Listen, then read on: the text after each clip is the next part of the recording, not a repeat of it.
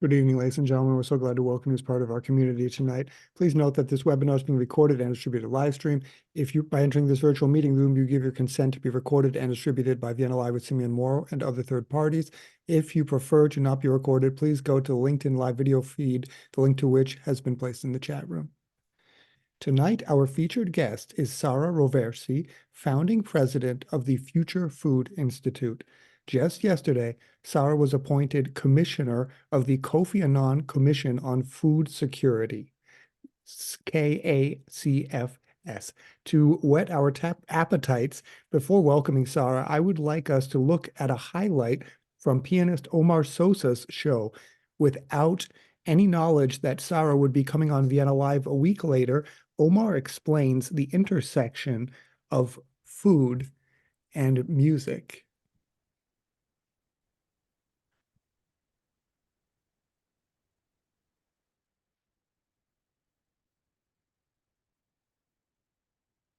What do you look for in a musician? How do you know, you decide, okay, I want that bass player, I want that drummer? Well, first, freedom, authenticity, and light. By the time you call a musician, this person already plays his instrument. If no, you don't call the guy. He's already played the instrument. But the point is how he can translate the message and how he can combine the message with the other elements. Humility, freedom, authenticity, an open mind, and be ready to sit in the table and eat together in the table.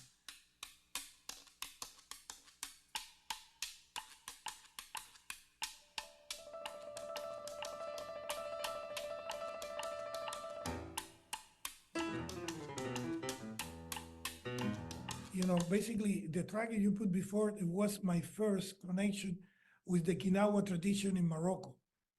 And I remember when we did that record, we don't have any music written. It was verbal. We sit on the table eating, because basically it's one of the main ceremony I do before I start a tour, or before I go start to record a record or do a project. Let's sit down in the table and eat together.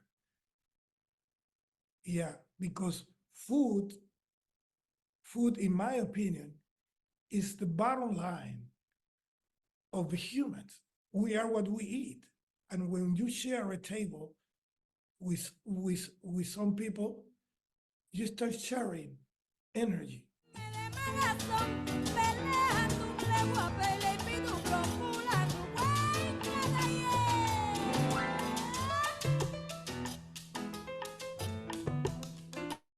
So, Sara, welcome. Thank you so much for inviting me again, Simeon. It's a great pleasure to be with you today. So, Sara, tell us a little bit about yourself, where you come from, and how you became interested in food. Oh my goodness. I come from Italy, so it's easy to connect Italy to food. And this is the starting point, not just because we love to eat, but also because if we think about that, in Italy, there is the headquarters of food of the United Nations. In Rome, we have FAO, IFAD World Food Program. In Italy was born Slow Food, that probably is the largest global movement focused on food, the food that is good, is right, the one that is protecting the stories behind food. And then because actually working on food is a pretty fascinating opportunity really to tackle all the global issues. Food is everything. Food is the nexus. Food is the nexus between us and the ecosystem that is surrounding us. Food is the way how we show care about others. Food is connection. Food is a part of our cultural identity. And then food is nourishment, food is life. Food must be more and more our medicine. And then, of course, when we're talking about food, we are talking about something that can really become kind of a hub to connect the most beautiful things of our planet, but also the largest and most terrible challenges we are facing. You were talking about food security, but also we are absolutely aware about how much our eating habits, our eating lifestyle are connected with climate issues, environmental issue, and of course, health. So working in food is something that is very, very, very important for us and for the community surrounding us. And I was just an entrepreneur running food businesses, a little farm, until when someone was really sparking this idea that working in food is much more than selling food or producing food. And so this was the starting point of my journey when in 2012, we started with Matteo and Andrea and all our co-founders really to imagine that there were a need to start to nudge the food system transformation. And then in 2014, so exactly 10 years ago, we're turning 10 this year, we funded the Future Food ecosystem. So first of all, the Future Food Foundation, and then all the other entities of this large and open ecosystem. Sara, so tell us a little bit about that. Tell us about the Future Food Institute. What exactly is it? Can you give us a brief overview? So you said you started as an entrepreneur, a food entrepreneur, and then now you've developed into this big think tank. Tell us a little bit about what you do. And Sara, you're muted. It's interesting, this question, because today I was involved in an interview session run by kids that had to basically guess what was my job, and was tough for them to identify my job. The Future Food Institute is a very fascinating ecosystem that is every single day exposed to try to tackle what are the global challenges and find solutions and put in place solutions. Of course, when we started, we understood, first of all, that we need to educate ourselves and that we cannot solve these kind of issues by ourselves, but we need a very large cooperative and collaborative effort that needs to involve every generation, every level of our society, every country, every sector. Everyone must be involved in this conversation.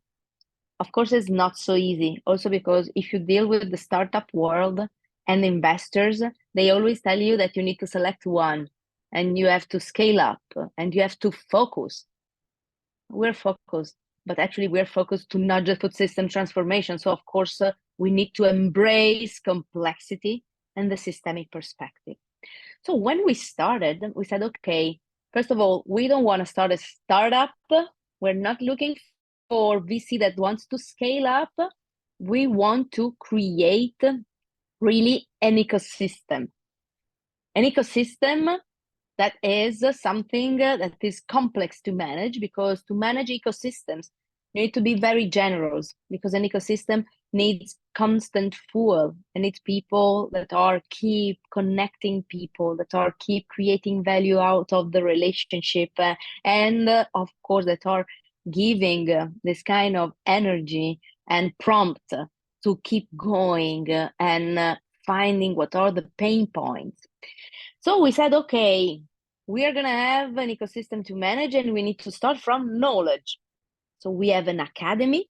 I'm glad that you're sharing our website.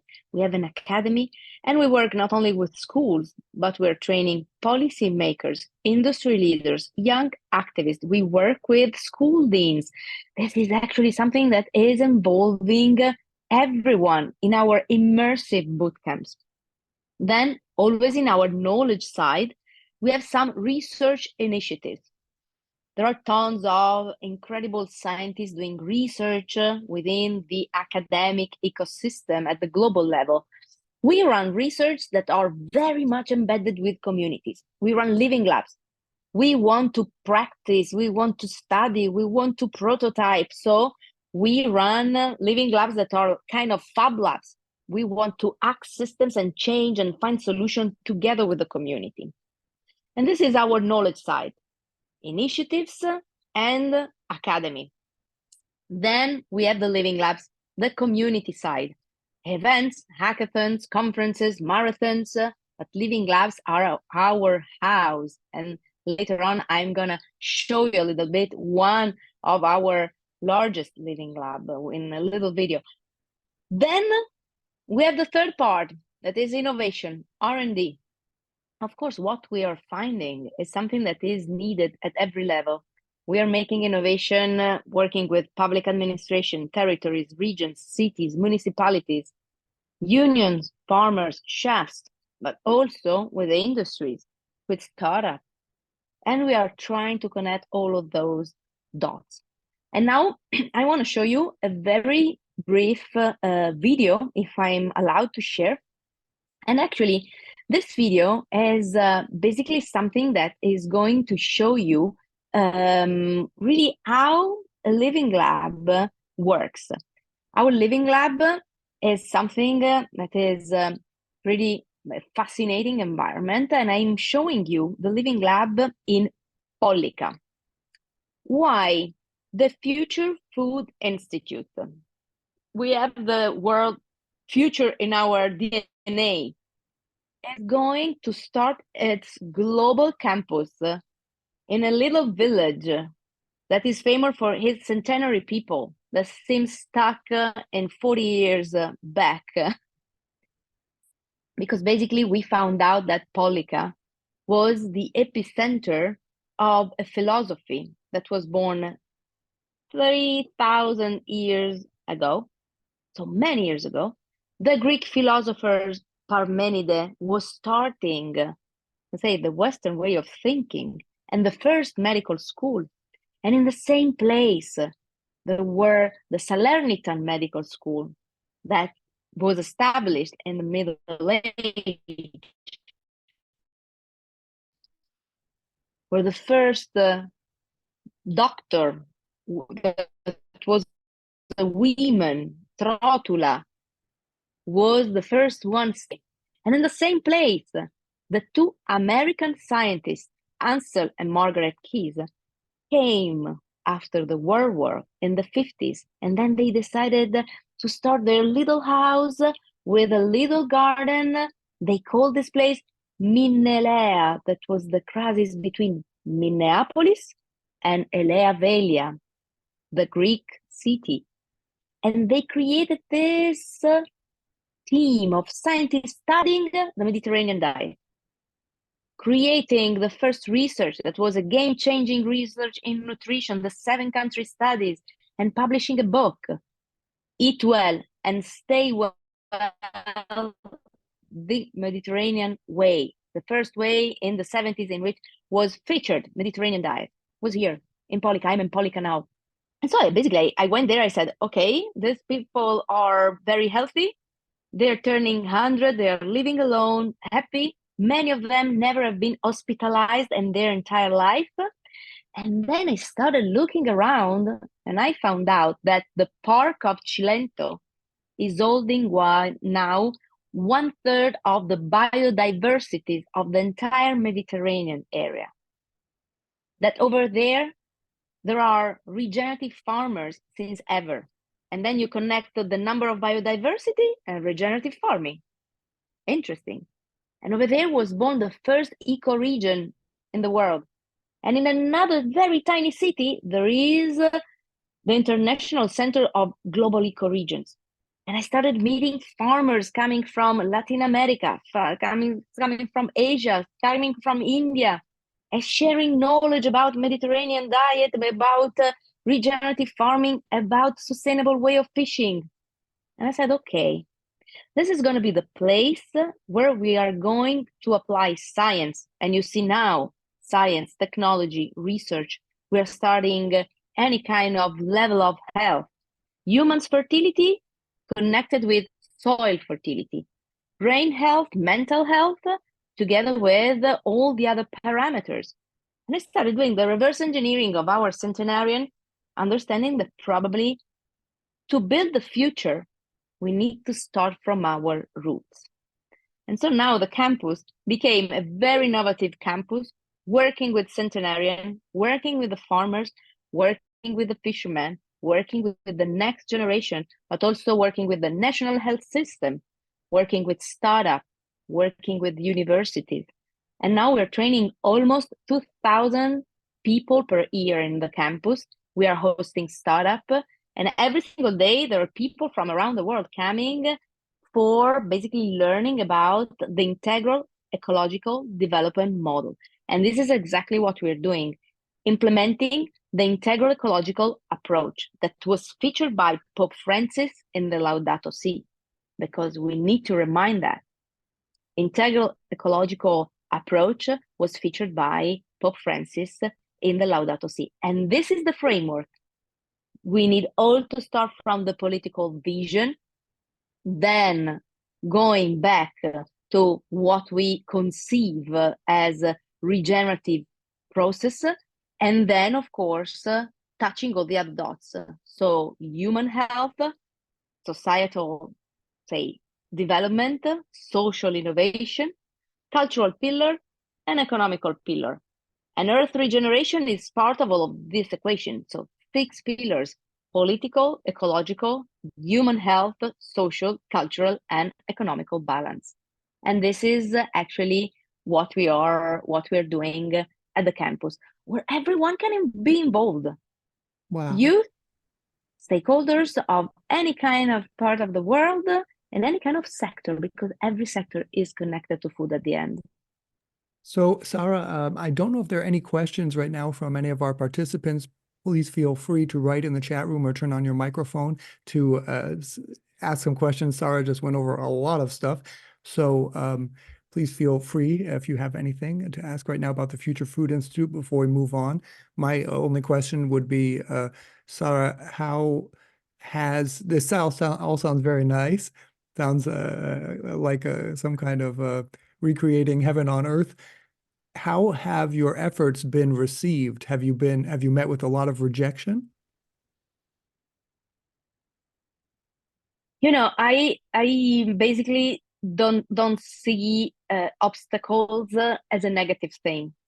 So I have a very positive mindset, and every time I find an obstacle, it's an opportunity for us to grow and basically to see what are also our pain points. Because if there is an obstacle, maybe we need to reflect more and to find the better solutions. And was well received. You need to basically target the question for the different kind of stakeholders. Maybe some people haven't understood yet what we're doing. They're saying, oh, they're doing strange things over there. But at the end, I want to measure the impact. And just after 4 years, I can measure the impact because there are startups that are deciding to move here. There are young people that decided not to go to live in Milan or to go away, but are saying, oh, but there are super cool things that are happening in my home. I need to stay. And then we started many different little tools, I would say, that are now crucial for the growth of the society. An energy cooperative that municipality put in place, another community cooperative that is starting to take care, the word care, it's crucial, of things that are useful for the community. We see people involved, we see people that start to get engaged. And the other big impact is in the replica. So many other places in the planet started knocking at our door. And so now we are collaborating with villages or geoparks around the world that are basically applying our model, the integral ecological model, with all the different indicators and impact measurement tools that we have been implementing, because we understood that this can be basically implemented in every part of the planet.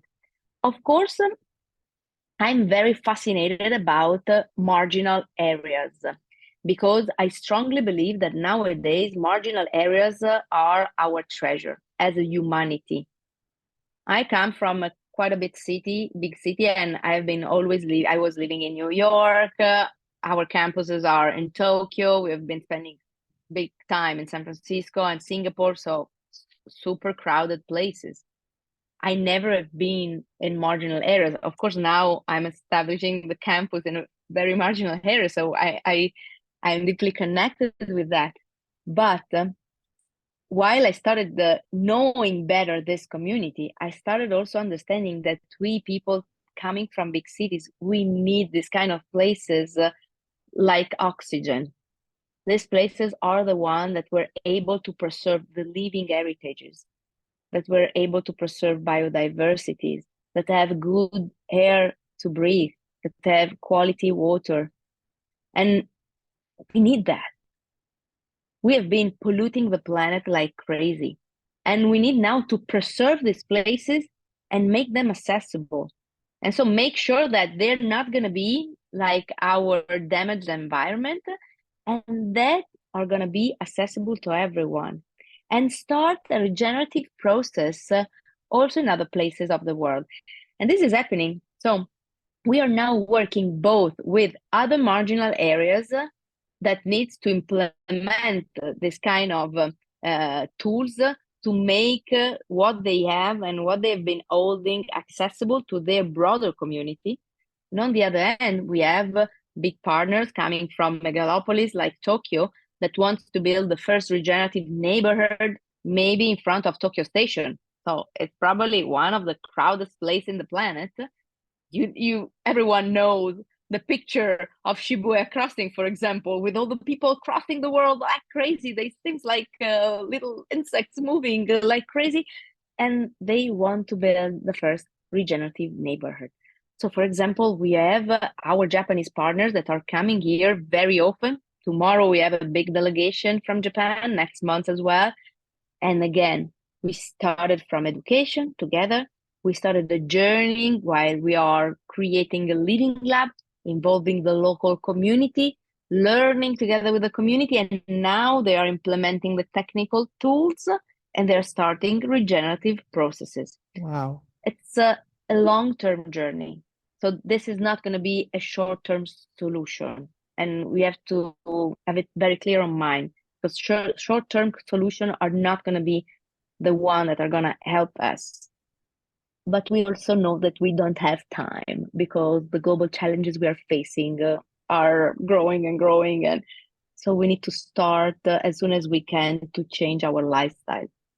Okay, so Sara, tell us about this your new professional engagement. So not all of us are asked by the former Secretary General Kofi Annan to take this position as a commissioner. Tell us a little bit about the Kofi Annan Foundation you're working for and what your new job description is.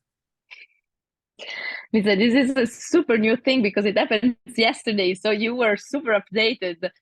You know, I've been really, really honored actually to be appointed to be one of the member of this very, very important commission.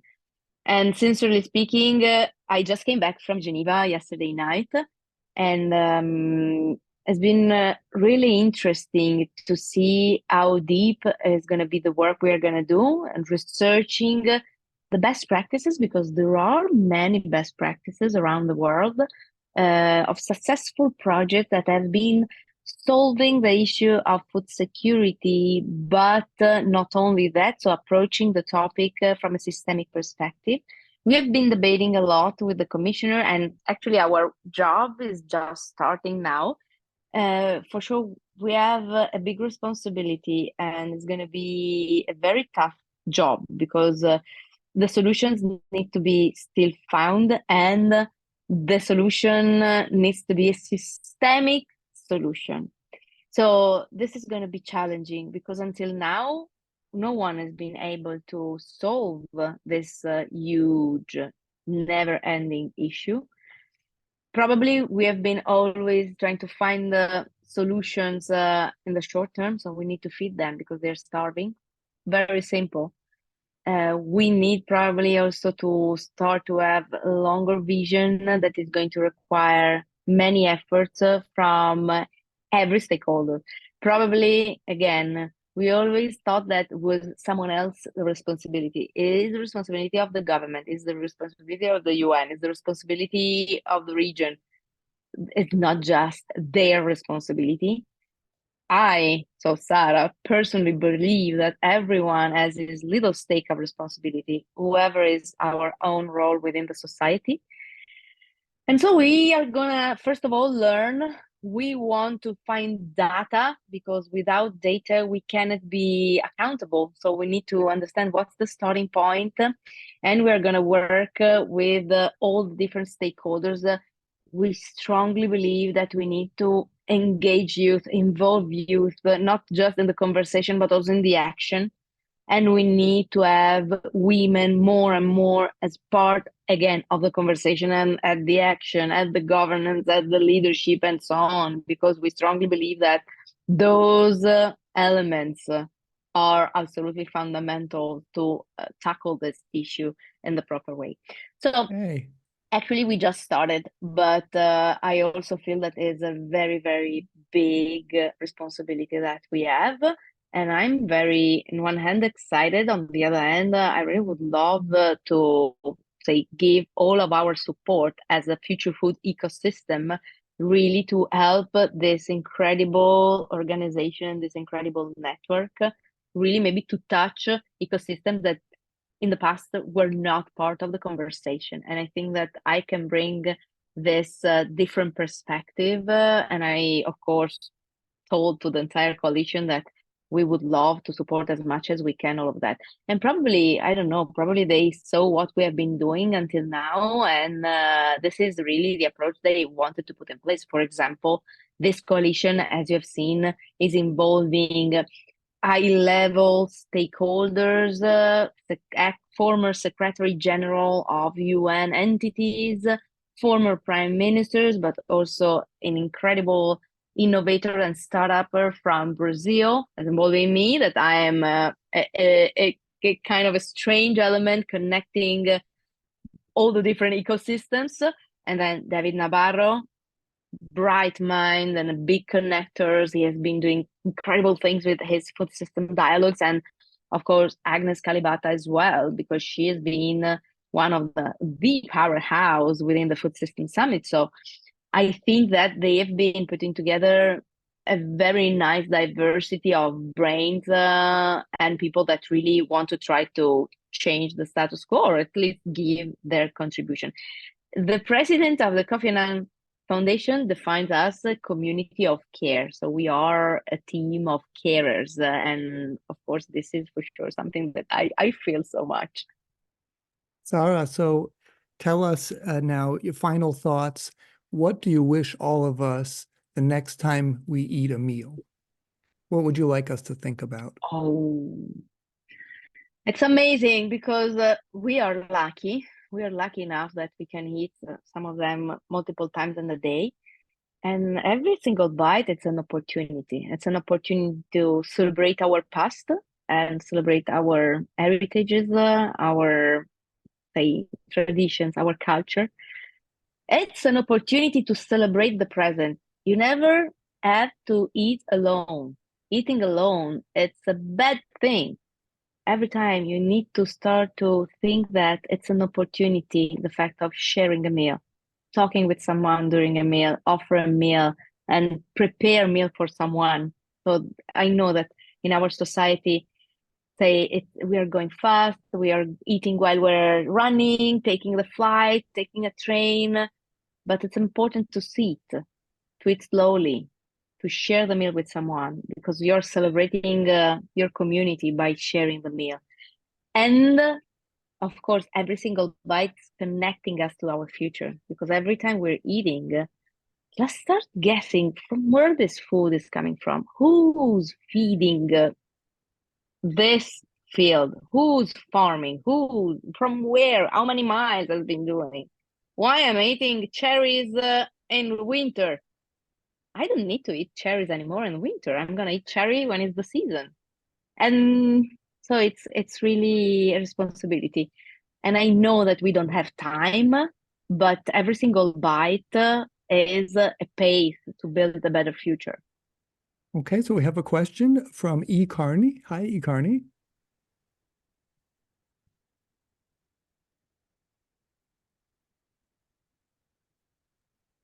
So we're having a little bit of trouble hearing you. Perhaps could you write in the chat room?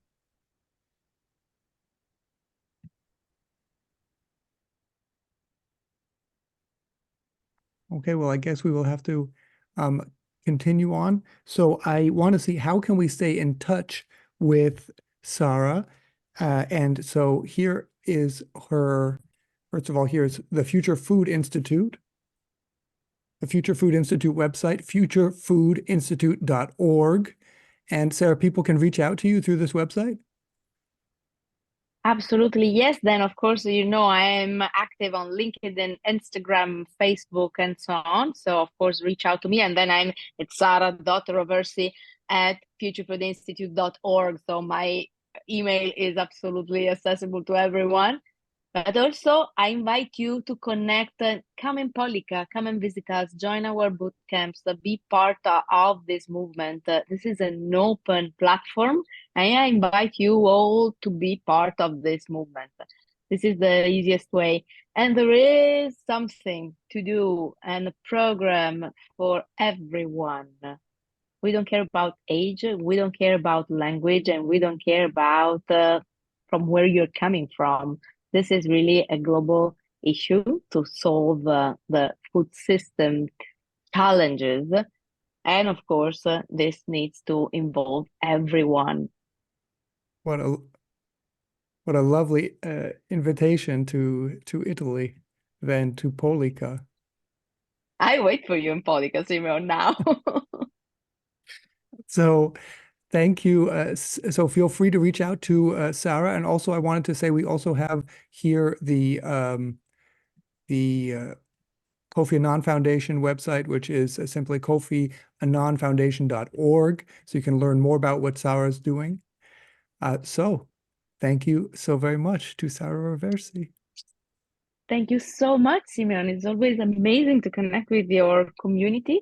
And whenever you want to really connect the dots between this broader ecosystem and your network, just knock at our door. We're going to be more than glad to join forces. Thank you. So let's take a look at what's coming up next week on Vienna Live. So as you can see, we've got a new website here, which is still simeonmoro.com. And we have a weekly newsletter. So you can sign up by putting your email right in the email field and just clicking subscribe. We'll have a weekly update about everything that's going on. And our next show this next Wednesday is Julio Mendívil, The Music of Cajamarca, Peru. We Westerners tend to value feats of architecture more than the human activities they were so carefully erected to provide for. Take Peru, for example. We consider the ruins of Machu Picchu as evidence of Incan cultural superiority. But what about the celebrations of the people who carved those stones? Carved them so precisely that in comparison, modern European masonry still looks childish? With that in mind, Professor Julio Mendívil, chair of ethnomusicology at the University of Vienna, will take us to Peru's northern Cajamarca region. There, three distinct cultural elements, the Amazonian chuncho, Incan, and Spanish, form a musical tradition that is modern as it is ancient. One such music is the Dance of the Chunchos, which at once celebrates the Chunchos having fought off every Incan attempt at invasion, the Catholic celebration of the Virgin Mary, and the Spanish expulsion of the Moors from Iberia. Yes, we will see impressive architecture, and yes, we will feel the power of the human spirit transcending time and space. Come welcome Professor Mendívil to Vienna Live. That is, again, next Wednesday. That is Julio Mendívil, The Music of Cajamarca, Peru. As always, all information about upcoming shows may be found at www.simeonmoro.com. Once again, thank you so very much to Sara Roversi and to her team at the Future Food Institute. Thank you to Victoria and Frederick Mulligan for their support, and Agnieszka and Benoit Rivolet for their support. Thanks to my cousin Mike, a marketer from Layer App. If you're an architect or engineer, they have a really cool tool you should check out. Thanks also to Mary Schlesinger for the lovely Viennese library scene behind me. Most of all, of course, thanks to you, our participants who make it all worthwhile. From Pollica, Italy, and New London, New Hampshire, goodbye, and see you next Wednesday.